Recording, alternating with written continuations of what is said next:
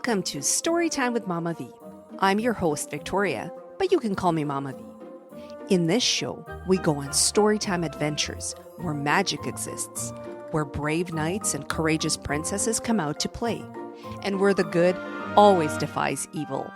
Now, get comfy, because storytime is about to begin. Little Red Riding Hood. Once upon a time, there lived a little girl who was so sweet and pretty and good that everybody loved her. Her old grandmother, who was very fond of her, made her a little red cloak and hood, which suited her so well that everyone called her Little Red Riding Hood.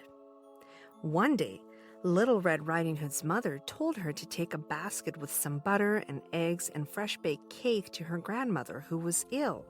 The little girl, who was always willing and obliging, ran at once to fetch her red cloak and, taking her basket, set out on her journey. On her way, she met a wolf who wished very much to eat her up, but who dared not do so because some woodcutters were working close by. So he only said, "Good morning, Little Red Riding Hood. Where are you off to so early?"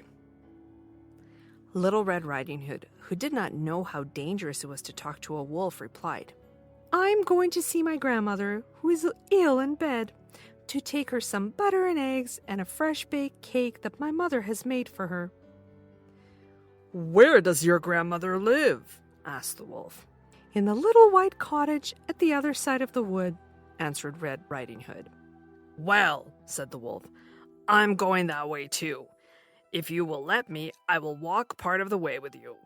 So Little Red Riding Hood, who suspected no harm, set off with the wolf for her companion. When Little Red Riding Hood stopped to get some wild flowers for her grandmother, the wolf had thought of a plan how to eat the little girl for dinner. So he said, "Good morning," and trotted away. As soon as he was out of sight, he began to run as fast as he could.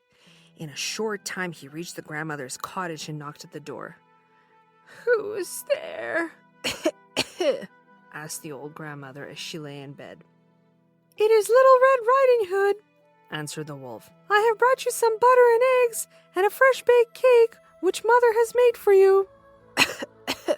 "Pull the bobbin and the latch will go up," said the old grandmother. So the wolf pulled the bobbin and opened the door, and sprang upon the poor grandmother and ate her all up in one breath.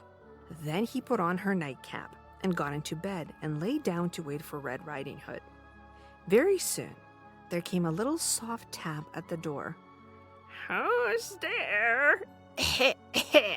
called out the wolf. "It is Little Red Riding Hood, Grandmother dear.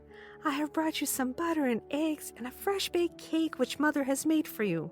Then the wolf called out, disguising his voice as much as he could, "Pull the bobbin and the latch will go up."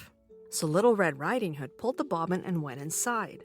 "Good morning, dear grandmother," she said. "How are you feeling today?" "Very bad indeed, my dear," answered the wolf, trying to hide himself under the bedclothes. "How strange and hoarse your voice sounds, grandmother," said the little girl. I have got a bad cold, my dear," said the wicked wolf. "Grandmother, what very bright eyes you have," went on Red Riding Hood, surprised to see how strange her grandmother looked in her nightclothes.